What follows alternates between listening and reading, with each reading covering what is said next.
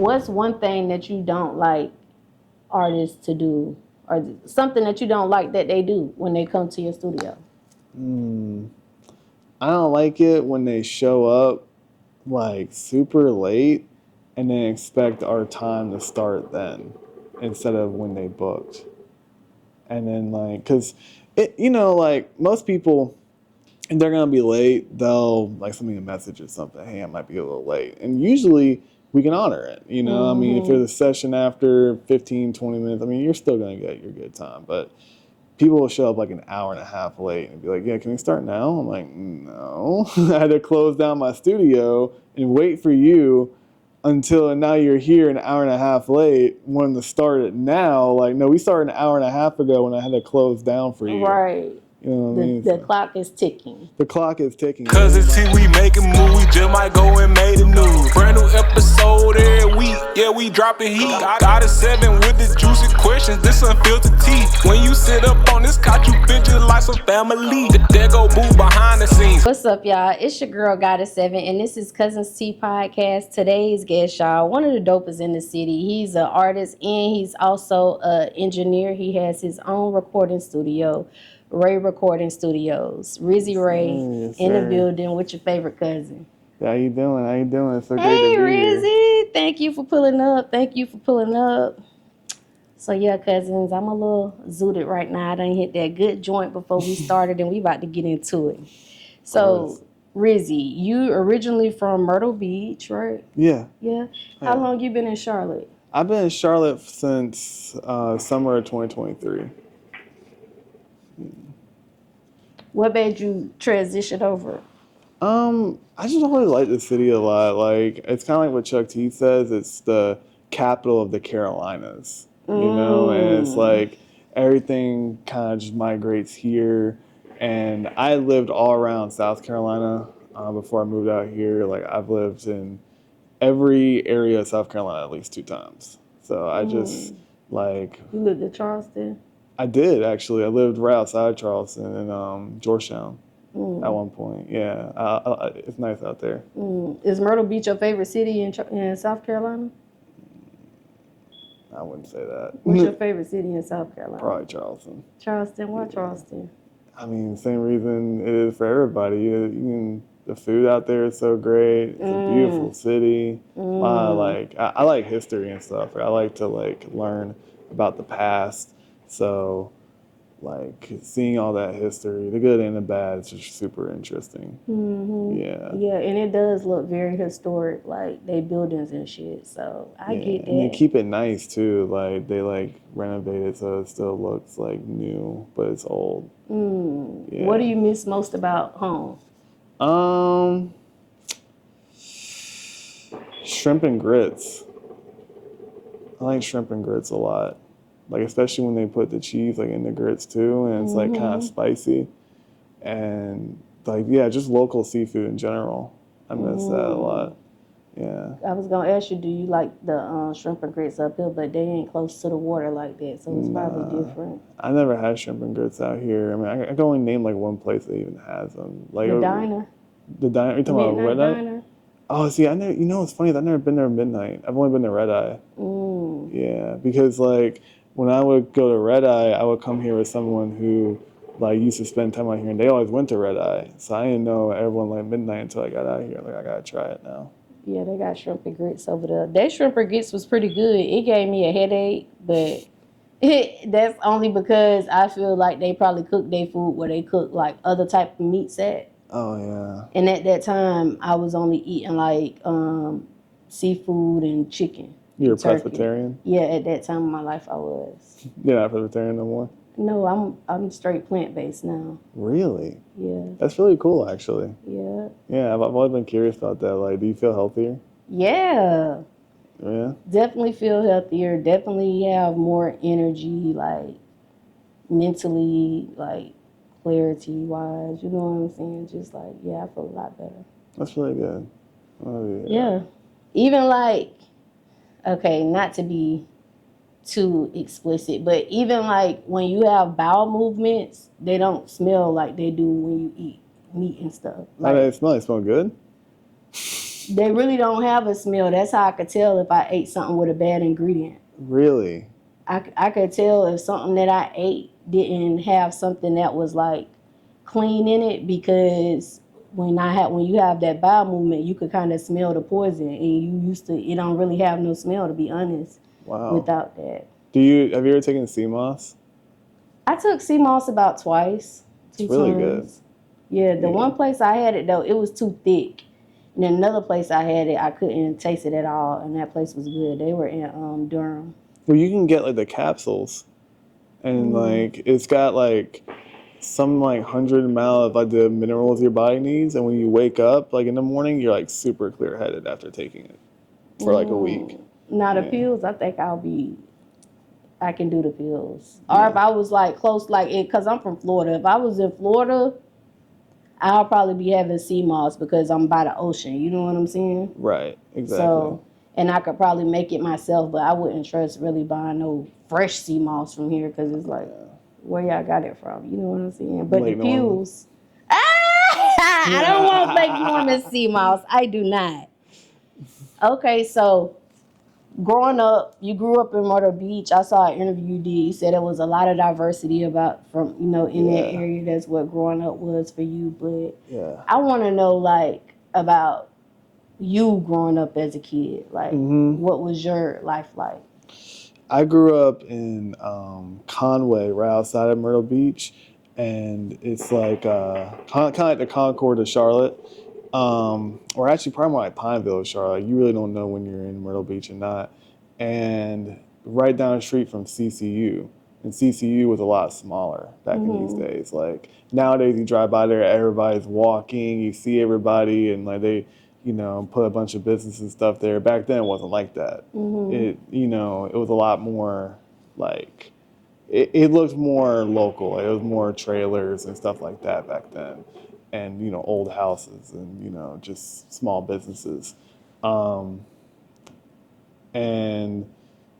I mean, I had 3 brothers, still have 3 brothers. Stepfather, my dad I see often. We good family. My stepdad implemented, and my dad really put in my mind like hard work. Like my stepdad was an electrician, and I used to love to go to work with him. Like for my 10th birthday, they asked me what I wanted to do. I said, I want to go work with Gus. Like I wanted to go and like help him out. And like when I would do one thing, I'd be done about, okay, what's the next thing? Like I loved working with my hands. I used to enjoy yard work. Like my mom would never even have to tell me to like ask me to do any chores or anything like that. I would like just do it. Like I loved just doing things all the time. And we used to play outside a lot in the neighborhood, doing a lot of shit we probably weren't supposed to be doing. But we, it built character though, and made me strong, made me tough, like because like mentally, and I mean and physically, because you go through things so much, you don't, you know how to get through things without being emotional, and so I mean it was. It was humble, but it was very, I feel like I needed that to have the mindset that I have today.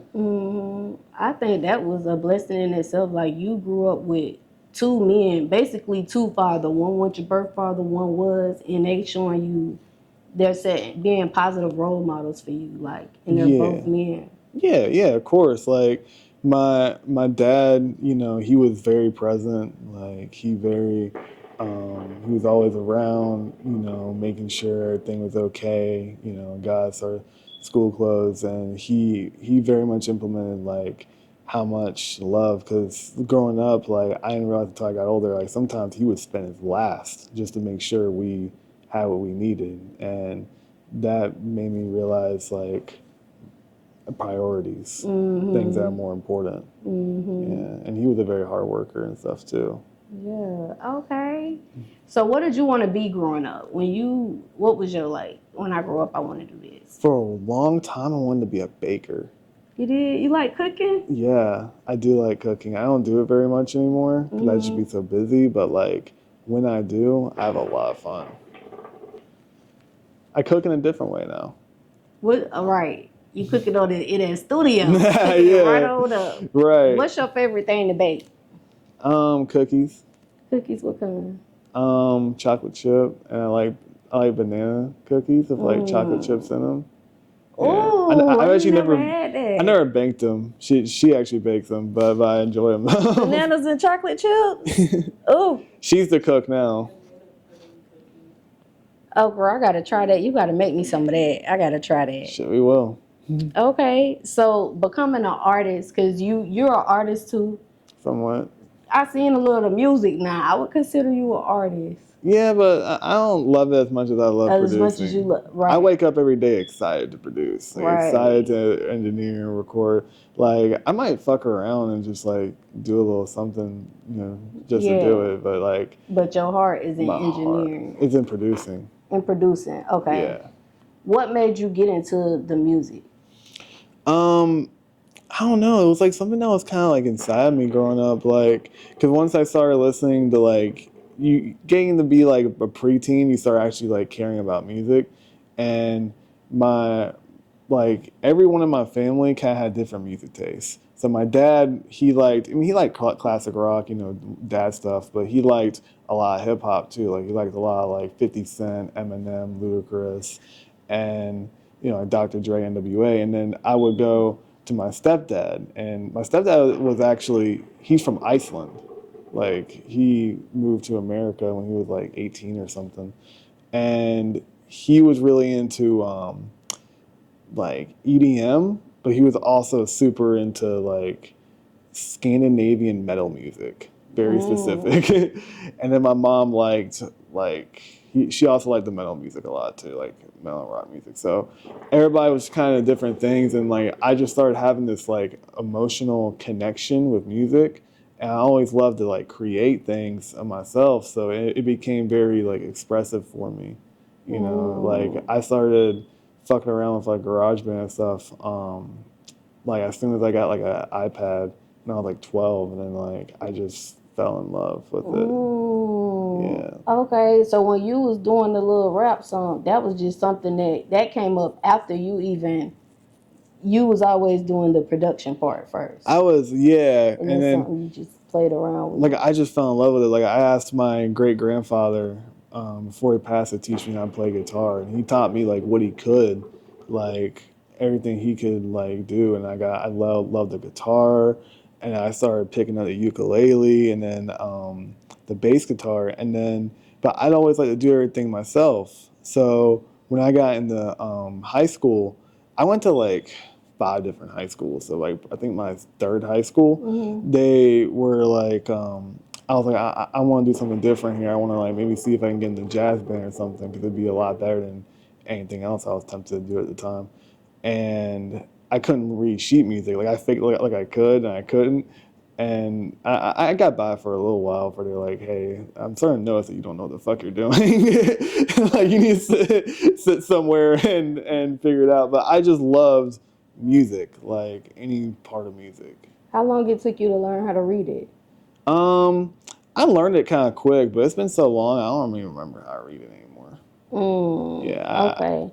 So on one of your posts, you was like joking around, but the caption of the post said you started making beats in 2020, and by 2023, now you an amazing producer. You know what I'm saying? Yeah. So is that like when you first got your first beat machine? Yeah, well, because like I would fuck around on GarageBand, like I said, but I wasn't really making beats. Like, you know what I mean? Just learning what's what, lingo and things like that, and probably recording stupid shit. But when I was in 2020, I was a senior in high school.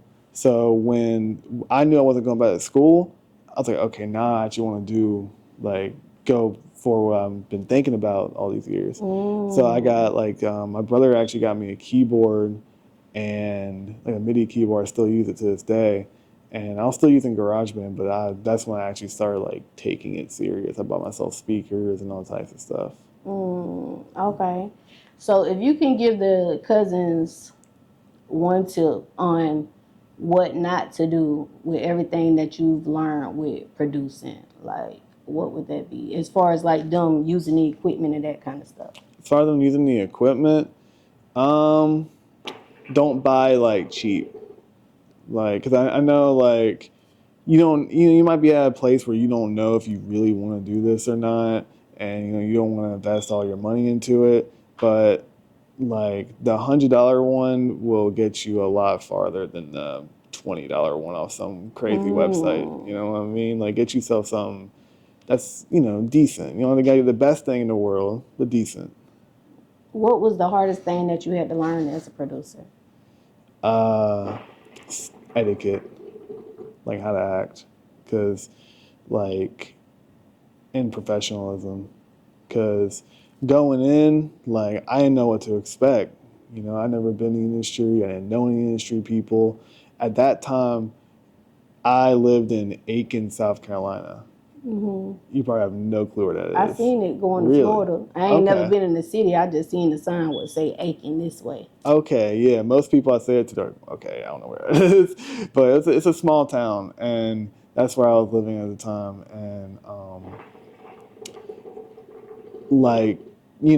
there's nothing out there. There's no recording studios, no artists, nothing really like that. So I used to drive to Columbia for an internship at B12 Studios for engineering, and I had to learn just like, how to be, calm down, don't, do too much, try and sell beats or whatever, or, trying to make a name for yourself, and also image, like carry yourself a good way. Don't, come in pajamas or anything. Yeah, I made that mistake. Okay, when you say don't do too much, like as far as selling beats, what you mean with that? Like, if we in a studio, we're vibing. You know what I mean? Like we're listening to music, and I show you a beat. You're like, oh, this is really good. Like I wanna get on this. The right way to respond to that is, okay, yeah, let's do it. You get on it. We're not gonna talk about business until it's time to talk about business. Don't talk about the money right then. Just let him get on the beat, see how he like it. Vibe by. Exactly, because beats are different. You know what I mean? Like now, engineering, that's another thing. Because that's when you're providing a service. But beats, we're vibing. Like we're not talking about business splits. None of that. But do you do engineering or you don't? Yeah. Oh, you do. Okay. Yeah. Okay. Yeah, I'm the main engineer in my recording studio. I've been engineering since 2021. Okay. Yeah. Hey cousins, it's your girl Goddess7, and listen, this commercial break is actually sponsored by me. Y'all make sure y'all go to Amazon and get this manifestation journal, 369 21-day manifestation journal. I'm gonna help you manifest all of your dreams, everything that you're inspiring. I'm gonna help you get there. I'm gonna guide you in this journal. Make sure y'all go check out Amazon Prime. The link is in the description. Go get your journal. Yeah. So when it comes to the engineering, because y'all have to do mix and mastering, how long did it take you to perfect that? Oh, it took a long time. Because, when you're engineering, it does go hand in hand with making beats. But, like, that's why I can say I'm a producer, because a producer sees the whole song all the way through. A beat maker is just someone that makes beats all day. Like, I'm a producer. I'm a director of a song. And tell them what's the difference for the engineer. What is the engineer? Because some people who really ain't into music, but they still watching the podcast, they might not understand what the difference from producing and engineering. Yeah, so engineering is when the person that records a song and makes it sound good. When somebody gets onto a microphone to record a song, it doesn't sound good immediately. They need effects. They need, different type of things that's going to make their voice sound good and leveled out on the beat. And that's my job. Yeah, and that's really where doing that plus making beats is really where I get the opportunities that I've gotten. That and the fact that I can even put together events too. So once you have those different skills, they all combine together into, putting things together and getting your name out there and your work. What kind of events you be having? I've done a lot of showcases. Because I saw one on your page, but I ain't really know if that was like your event. Yeah, I've hosted 3. We sold out all 3 of them. That was in Columbia, South Carolina, and I've helped out with a lot. Like there's a lot of showcases in this city, in New York, and Atlanta that I've coordinated and put together myself. Okay, you out here working, ain't you? Got to be. What about software? What's your favorite Excuse me. software to use and why? Um, Pro Tools. Yeah, that's what you use really for your recording and mixing. But like if I have like a guitar or a piano, I can hook that up and I can record it on there too. And it's just so fast. Everyone's got it. Like I went to a studio one time in New York and they didn't have Pro Tools and I left. Like, because I was just like, there's no way you can call yourself a studio and not have Pro What they Tools. had? I don't even know. What about the Fruity Cubase. Loops? Because some people be seeing Fruity Loops. That's what I use that for beats. Oh, Yeah, I like that a okay. lot So that's too. good for beats. It's good for like, yeah, if you're gonna like make a beat, like Fruity Loops is where it's at. It's so cool. 'Cause that's why I made the beat. I don't know if you saw, but I made a beat in like 1 minute. 60-second beat. It Yeah, was, you said yeah. it was inspired from someone else who did it. You did. I listened to it Oh, word. because I was like, I really want to see what beat he about to make in 60 seconds. Someone bought it immediately after I posted it. For real? Yeah, it's like a simple beat, and like, but he did so good on it. Like that's just the thing. Like the beat can be one way, but if someone gets on it and like does so good on it, like that's what makes the song. Was that your first time ever making a beat that quick? Yeah, yeah, because I made it a point to make it in 60 seconds. Yeah. I just put some random stuff together, and that was in my like I did that in my apartment. I didn't even have a studio at that time. Yeah, I saw that. I was watching that. Okay, what advice can you give to cousins that's just learning how to produce? Um, Stay consistent. Like, you know what I mean? Like, especially when you're first starting out, like, keep learning, keep like creating and just like trying and trying and trying, like trying different sounds out. Like, because it can get really frustrating when you're first starting out and you can't bring out that sound that's in your head. So, the best thing to do is just to like, I used to just pick a random instrument and come in with like no idea, you know, when you're starting out, until you have a really good perception of what's what, then you can come in with your own ideas. Like, oh, I have this idea for, I, I put together a drill song that was like drill and rock together before like anyone else did, like 5-6 years ago. It was crazy, but eventually you can do stuff like that. Okay. What's one thing that you don't like artists to do, or something that you don't like that they do when they come to your studio? I don't like it when they show up like super late and then expect our time to start then instead of when they booked. And then like, cause it, you know, like most people, if they're gonna be late, they'll like send me a message or something. Hey, I might be a little late. And usually we can honor it. You know, I mean, if there's a session after 15, 20 minutes, I mean, you're still gonna get your good time. But people will show up like an hour and a half late and be like, yeah, can we start now? I'm like, no. I had to close down my studio and wait for you until now you're here an hour and a half late, wanting to start it now. Like, no, we started an hour and a half ago when I had to close down for you. Right. You know what I mean? The clock is ticking. The clock is ticking. Like an hour and a half is crazy. Like, I know traffic in Charlotte, especially on South Boulevard, is bad, but an hour and a half is crazy. An hour and a half, you did really prioritize it. Yeah, like you didn't get ready until half an hour ago. Yeah. Yeah. Okay. What's your favorite part about being a producer? What you love most about it? I love music. Like I just love when people like cause you can see it in their eyes, like especially as an engineer, like I'm really a therapist.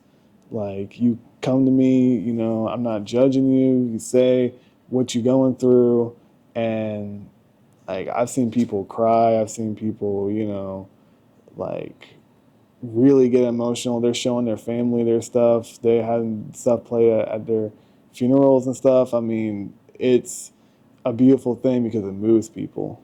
So And just being that person people can go to, and you know, they know I'm not gonna tell nobody what you said. You know, I'm not gonna none of that. Like, just come in, you know, you say how you feel. Okay, so you work with a lot of artists and of all different like genres. Like you work with a lot of people because, of course, I did my research and I said you've been working out here. Like, what do you think draw the artists to you? The fact that I mean like what I say. Like, if I'm actually like I'm on time, reliable, fast, and I'm honest, like with my feedback. So it's like, it's not just like I'm saying something just to say it, you know, because like you ever had people like you might play them a song or something, you might have seen this happen, and it's like they hear it and it's like they'll come up with a critique that doesn't exist just so they can say something because they don't want to be positive. Yeah. Like, I'm gonna be honest, because even if it's not my type of music, like I wouldn't drive around listening to it. I've been around enough to know what's good. Like I also used to DJ a lot, so it's like I know what moves people, and if it's gonna be good to somebody, it's gonna be good to a lot of people. What would you say makes an engineer or a producer a great engineer or a great producer? I mean, they great. They ain't just good. They're great. I say they can work a long time under like tight circumstances and still keep their head up. You know what I mean? So like if you can be in the studio, do a 24-hour session, and the way you're acting 24 hours in, you're still acting in the beginning, that makes you a great engineer. Like you're that locked in. What's the longest you ever had to stay in the studio? 19 hours. You didn't take no breaks, or did you take like 15 minutes? Yeah, a little something like maybe use the bathroom, step outside, smoke for a second. How often do you stay in the studio that long? That long, not too often, but on a regular day, 12, 13 hours. And if it ain't my studio, it's another one. Okay, yeah. Okay. So if the Cuzns are looking to come to Ray Recording to do some business, can you tell them like the price ranges that they could be expected to spend for their services? Yeah. So recording is $50 an hour. Once you get past like the 3-hour mark and you get into the 4 or 5 hours, you know, we start having little discounts and everything, such as like 4 hours, 175, so on after that. Mixing and mastering, if you didn't record with us, is $150. If you did record with us, we can usually work with you around $75 to $100 range, just depending on what exactly you're looking for, how many songs, things like that. Beats, you know, vary as well, depending on what you want to use them for, licensing and things like that. Okay. If you could produce for anyone in the world, who would it be and why? Anyone in the world, like dead or alive? Dead or alive. Dead or alive? I'd probably go with like Michael Jackson, because like I'm really like inspired by Quincy Jones and how he used to work, and how like they were the ones doing the sessions that were like 24 hours long and these long sessions, and yeah, Michael Jackson would be Michael crazy. Jackson. What's up, y'all? It's your girl Goddess 7, and this episode is sponsored by a couple different sponsors. So y'all already know I had to shout them all out. First of all, y'all, I gotta shout out Robinson Hustle 8. Cause guess what? They branding us over here. Y'all see these cute little glasses that I be drinking out of? Hold on, let me take a sip. Y'all see this? Y'all see this right here? Y'all see this cute little liquor ice bucket, whatever you want to call it? They made all of that. So if you're looking for some custom shit, make sure y'all go shop with Robinson Hustle 8. They customizing all your needs. I can't forget about Q3 Designs and Things. They're also a sponsor of Cousins T Podcast, and they're a branding company for us. They made us these cute little shirts, y'all. Y'all like this shit? Y'all see this? Look, you need some custom shit for your business, go shop with Q3 Designs and Things, because they're going to get y'all right. They're going to get y'all everything that y'all need. I also cannot forget about Gemini Hookah. Cause they keep me smoking good on every motherfucking episode, y'all. Y'all see this hookah? They sponsored that for us. They did some other sponsorship, but most importantly, y'all, they got them hookahs. And y'all know I love hookahs. Look, y'all, hold on.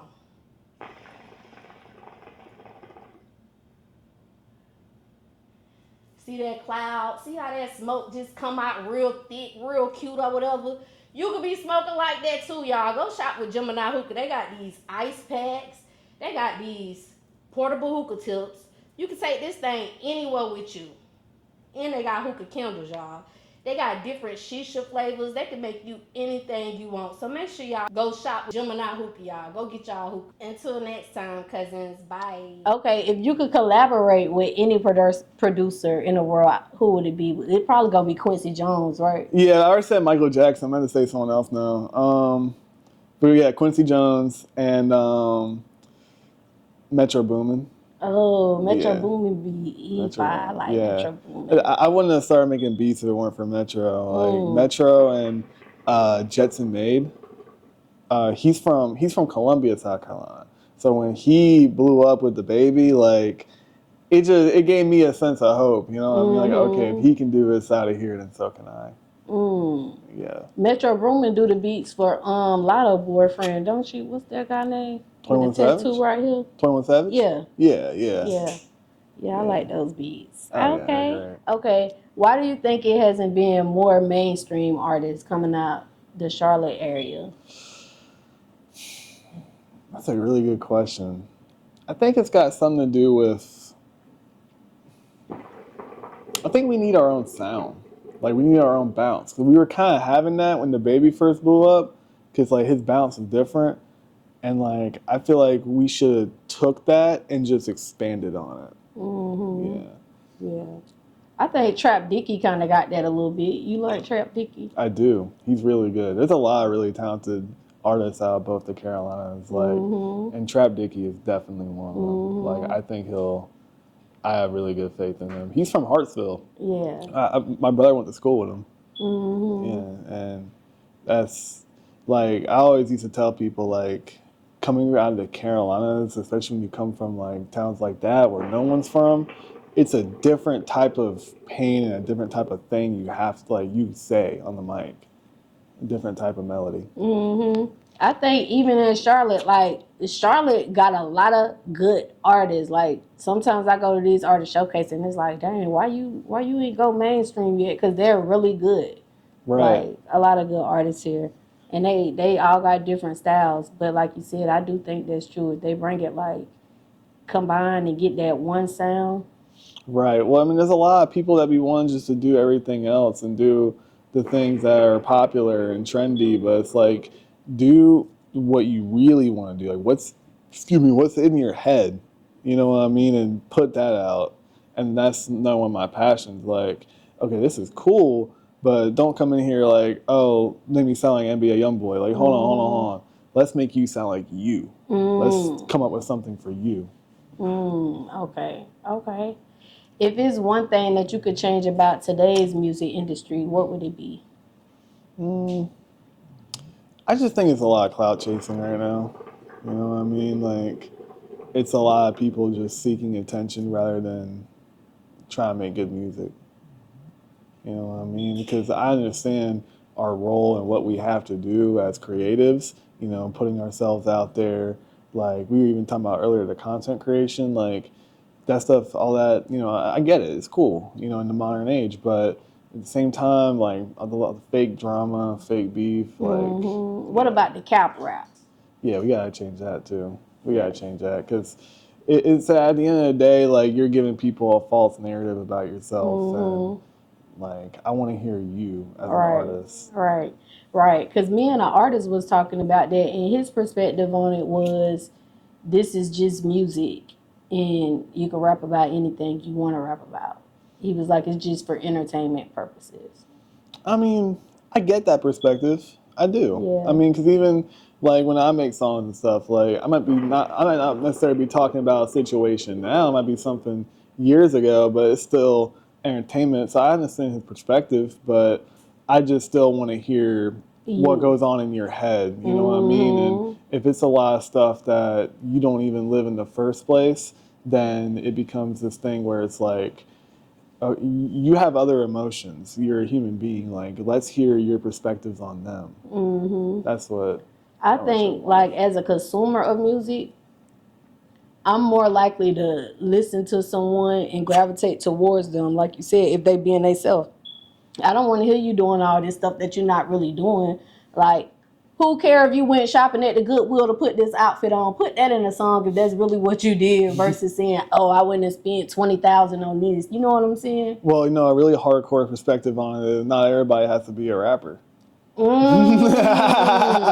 Because some people, it's like, I get you like music and you want to do it, but you suck. Like, so it's like, how about we, take a look back to the drawing board with you? Like, maybe you have a secret singing voice. Maybe maybe you just don't sound good on these beats because you don't live that, and you're over here trying to come up with a fantasy in your head, and it's taking you 3 hours to make a 1 minute song. It shouldn't be like that. Right.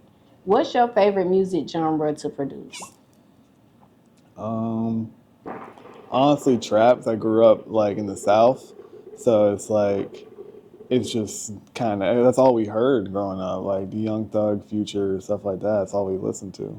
So it's just like becomes so natural. I mean, because I like a challenge. Like, I'll make some house music, but I have to sit here and like go back and forth between FL and like some house song and try to like replicate the drums and then make it my own thing. So I mean, I like doing that because it's a challenge. But like when I first sit down, I gotta do something easy. So I'm like, okay, I'm gonna bust out like a Future type beat. Okay, I love me some Future now. So, top 5 favorite producers or engineers. Who are your top 5? I'm gonna go with Metro Boomin, Southside, Mike Dean. This is a hard one. My opinions have changed. Benny Blanco recently, because it's like, because I've been listening to a lot more pop music recently, just like branching out, and he's super dope. And what's his name? OG Parker. Yeah, I'm super bad with names, but yeah. Okay. OG Parker's dope. He did a lot of Chris Brown stuff. Okay. So you had did an Instagram post about the top 3 things that you don't like about engineers. What's the top 1? Top 1? When they're not really engineers, like they're just some guy they put on the computer because the other engineer had to go on vacation. That happens a lot more than it should. The substitute. The substitute, yeah. But it's just some guy that like knows how to record. Like, he doesn't actually know anything about really much of anything. Yeah. Just end up doing some shit. Yeah. That and just liars. Like, a lot of engineers, they'll do this thing where they'll lie to the artist and tell them something like just completely nonsense just so they don't have to work harder. So they don't want to set the auto-tune. Well, you really don't need auto-tune. Like, I know you want auto-tune, but like, auto-tunes, they'll say shit like that. Just because they don't want to do it. They don't want to do it, exactly. Okay. What's something that'll make you not want to work with artists? Unprofessionalism. Like, I don't expect everybody to hit me up all, professional and everything, but just like being rude just from the get-go. Like, letting me know you're an asshole as soon as we start talking. You know what I mean? Like, like, how much is an hour? 50. What the fuck? Like, sorry. Okay, so let's talk about sour crowns. You just recently started doing sour crowns with different views. I know different views too. Shout out to him. How y'all linked up? We met at Training Day. Oh, okay. Yeah. Okay. So can you tell the cousins a little bit about the sour crown episodes and what it's going to be about? Yeah, so basically it's mixing my love for marijuana and music. And we're basically just getting high off legal cannabis products and reviewing them, giving our intake on them. All local stuff. We've been messing around with a lot of hemp hop stuff recently. That's a store in the south side of Charlotte. It's actually right down the street from where the studio is, off Old Hebron. And we're about to start messing around with some of Crown Town stuff, Be Happy Camper stuff, just messing around with different stuff, reviewing them, and then, of course, talking to the artists, getting to know them, and then making some music together. Okay. So one of your friends was on there, Scarr. We was talking about him earlier, and he had passed away shortly after the episode. Yeah. How did you and Scarr meet each other? We actually met at a different studio. He was doing a session there, and I had went in to ask the engineer a question and just met him right there. And then we re-met at training day, though. Okay. Just hit it off. Training day be having a lot of people, though. Yeah. They just came over here for an interview, and I just did an interview with them recently, too. But oh, they're so great. Yeah, no advisory, all of them. They're all dope. Yeah. Sid, they're all dope. Right. How did Scarr pass away? He just went to sleep and didn't wake up. It was just kind of a tragic situation. Okay. And we was talking, and you said you're going to start hosting over there at that podcast. Can you talk a little bit about that? Yeah. He was always super excited about the Pod Couple podcast, and for the when we first started the podcast, my role was supposed to be kind of like the Jamie of Joe Rogan. Like, oh, can you look this up for me, Rizzy? And just recording it. But, we'd get so drunk and so high. So next thing you know, I'm pretty much a host on the podcast. We're talking and everything. And then, after he passed, me and Daniel Miller, the other host on the podcast, we were just talking, and we were just like, you know what, let's keep this going. He'd want us to keep it going. He loved this podcast. He believed in it. Let's keep it going, take it to the next level, and, do it in his honor. Same thing with the studio. Yeah. He loved the studio. He was probably the only engineer I've ever met that works as hard as I do, harder than I do. We just gotta keep going for him. So make sure y'all go check out that podcast too. Where they can find it at? The Pod Couple, 2Ds pod, like odd Pod Couple, Instagram, YouTube, and the next episode will be on Spotify and Apple. Okay.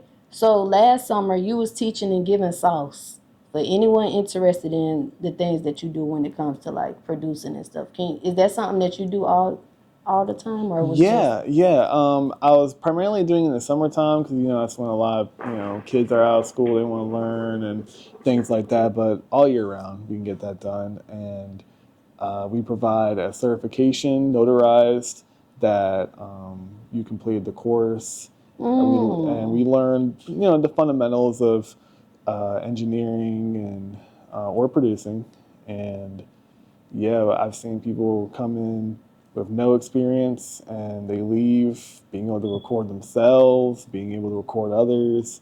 So it's definitely a really good thing, and I have a lot of love for doing it. Okay, so January 11, 2024, you made a post that said, "I'm not a hustler, I'm a businessman. Know the difference." Can you tell the cousins what's the difference? A hustler and a businessman? The difference is a businessman does things with a broad picture. A hustler, you just getting your money to get by, and some days are like that. You gotta do what you gotta do.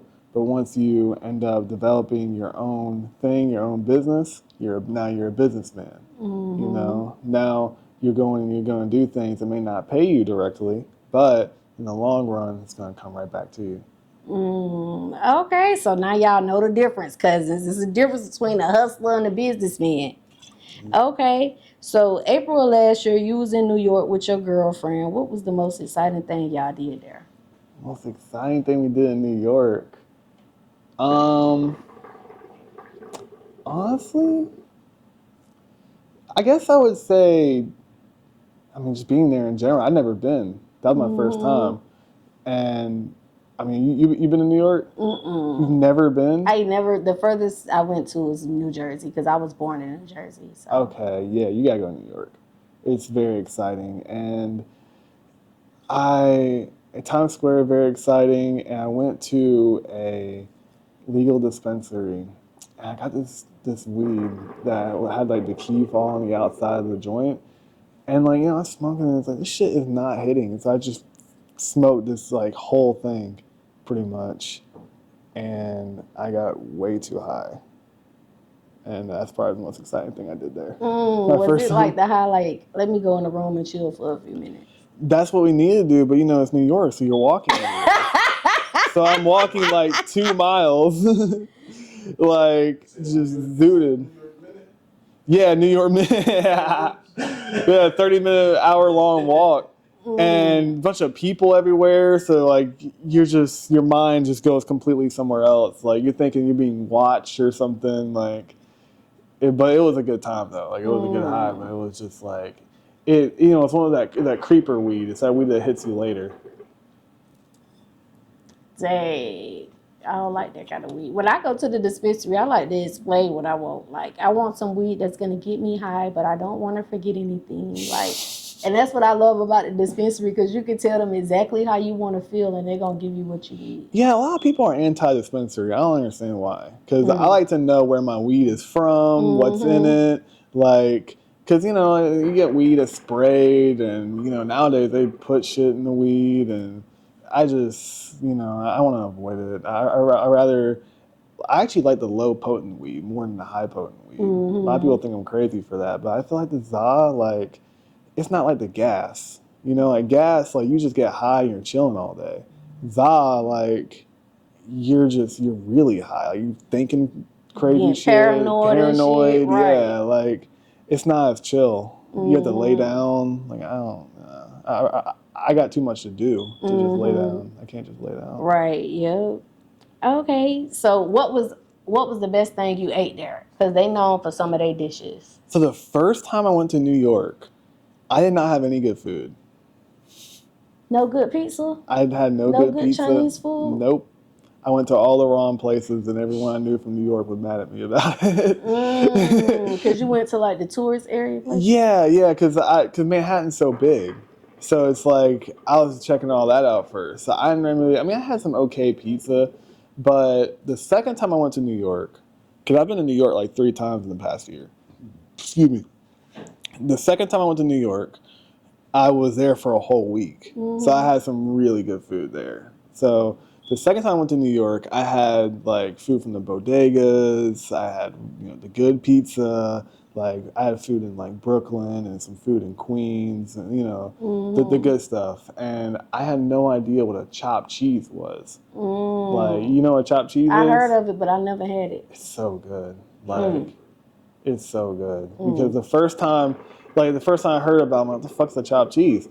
And it's like where they take the hamburger and put a cheese on it and chop it up, and then the cheese divides. Cook some peppers, cook some onions, and then you put it onto like the hero roll, and it's so good. Like, yeah, and I also love gyros a lot. And I had a really good gyro in Brooklyn. I like gyros too. I love gyros. Okay, how did you and your girlfriend meet? High school. Oh, y'all been together for a minute. Yeah, we've been together for a minute. She went to a different high school. But in Aiken County, they have like this thing called Career Center where you can learn like a trade. And it's cool because you spend half your day away from school.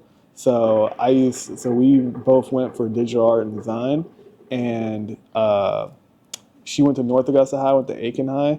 But we were in that class together for like 2 years. Okay, that's good. We were friends for a while. Right. Okay, right. That's good. Okay, y'all been together since high school. I feel like that's a great bond. You done knew her like. You're right, and we were friends for a while too. Yeah. Now, so it makes it good too. Before you even got into what you're doing. Exactly. Yeah, like she lived with me when I still lived with my dad. Like, and Like she'd see me broke, she'd see me good, like yeah. What advice could you give to cousins about like finding balance to keep a healthy relationship and still being a business person? Honestly, and some people think it's kind of crazy when I say it, but like distance is good. You know what I mean? Like if you spend every waking moment around each other, like it might be nice for a couple of days. Like, you know, we're off today, so we'll be around each other all day. It's nice. But then she might not be off for the next, 5 days of the week. I'm at the studio and random shit happens in my life. I gotta randomly go here, randomly go there. And, you get to miss each other. You know what I mean? So then when you're back around each other, it's nice. You know what I mean? Because, yeah, it sucks if you're away, but It's like, it dang, keeps I've it been balanced. missing you. Yeah, I miss you. Like if you're around each other all the time, like we could probably be around each other a good little while, but yeah, you can't be around somebody all the time. Okay. So on November 6, 2023, you said artist, engineer, plus man of God. Can you talk to the cousins about the God part? Yeah, yeah. I mean, you gotta keep God very close in your life. You know what I mean? Whatever you believe in, and for me personally, it's I believe in God. I believe, that there are principles of life, and if you follow them, then it can make you a better, more well-rounded person. Were you introduced to that like early in life? I was, but like a lot of people, you kind of get introduced to like a ignorant, like not complete version of it. So as time went on, I had to learn things on my own. You know what I mean? And different views in my family have like different people in my family have different views. And once you do your own research and see how that makes sense to you, then you can come up with a good logical decision. And I encourage everybody to look into really all religions. Like look into different ones. Look into what makes sense to you, what makes sense to your viewpoint of the world, and talk to people who are devout and actually really believe in it and don't. Some people just claim they do, but then you get around them and it's like you don't actually follow through. So get around people who do follow through and get to know them. Okay. So you also said the devil tries to stop you because he's intimidated by what he knows you're capable of. Can you talk to the cousins about a time that the devil tried to stop you as I it didn't realize I'd relates? be dropping bars like that. Yeah. You didn't know you had them bars like I that? did not know. I come up with these captions in like 2 seconds. So Right. these are just my thoughts throughout my day. Yeah. But Yeah. yeah, no, I mean, very often, things get in the Like way. as it relates to your I'm sorry. As it relates to you being a producer. Tell them about a Oh, time the devil tried to stop you and how you overcame that. yeah. Oh my gosh, all the time. I've many times made the best beat ever, and then my laptop will crash. And it's like a brand new laptop. It should not be crashing, but it'll crash, and I want to like flip out so bad. Like I will be so pissed, walk away. But I gotta remember, you gotta keep going. And then there's other times too where sometimes it's people. Like there's people that make things hard on you, make things more difficult than they need to be, and or just try to get in your way. Like you might be cool collaborating with one person, there's one person around them that tries to block your blessing and tries to get in the way, and it's like, you know what, like at the end of the day, like when you walk on your path, everything that's supposed to happen will happen. And so you just got to trust in God that what happens is only for the greater good. Okay. What about your ultimate goal, cousin? What's your ultimate goal? What's my ultimate goal? I want, I really just want to be a part of the thing that really achieves greatness. You know what I mean? Because music's a very powerful thing, and not a lot of people realize that.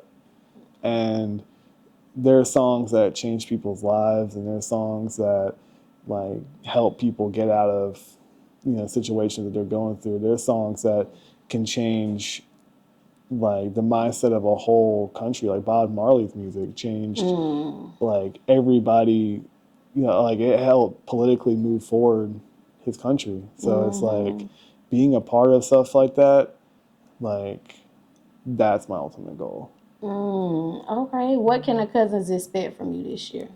A bigger recording studio, a bigger new own personal space. There's a lot of songs coming out, not even just from people in the city coming out with my name on it, but like pretty much worldwide songs that are coming out this year.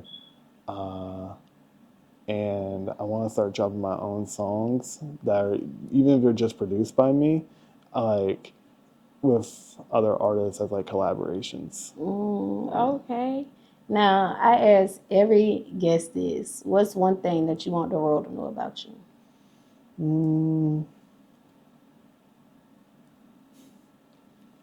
What's one thing the world will know about me? I guess I just take serious what I do. Like, I know a lot of people are very used to, to being lied to, to being misguided, misdirected, and with me, I can guarantee that won't happen. Okay, so we're going to do question of the night. And this is the last question. Question of the night is, what has been your worst studio experience? Worst studio experience. I would say the time that a guy came through and beat his girlfriend in the bathroom of the studio. Dang. Yeah. Did you try to intervene, or how was it handled?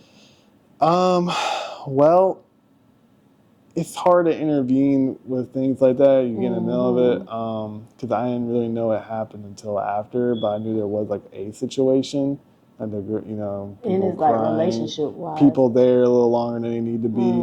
But I did intervene in a sense of once he left, like not necessarily being Superman to this girl, but more so like, what do you need? You need help? Like you're here by yourself? Do you need a ride, Uber?